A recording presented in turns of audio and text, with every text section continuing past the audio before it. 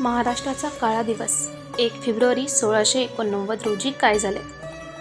1 February इतिहासातील एक काळा दिवस, पण स्वराज्याच्या तेजाने उजळलेला दिवस.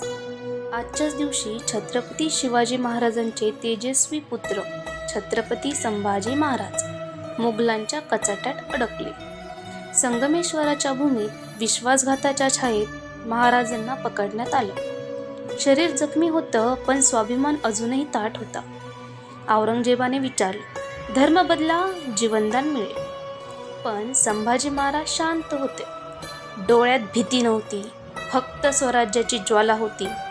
ते म्हणाले नाहीत शब्दांनी, पण त्यांच्या मौनाने इतिहास थरथरला. धर्म नाही बदलला, स्वराज्य नाही सोडलं, आणि मस्तक कधीच झुकवलं नाही. 11 मार्च 1689 महाराज गेले, पण त्यांचा त्याग अमर झाला. आजही रक्तात उकळतो तो स्वाभिमान, आजही छातीत धडधडतं ते स्वराज्य. संभाजी महाराज मेले नाहीत, ते प्रत्येक मराठी माणसाच्या श्वासात जिवंत आहेत. जय भवानी, जय शिवाजी, जय संभाजी महाराज.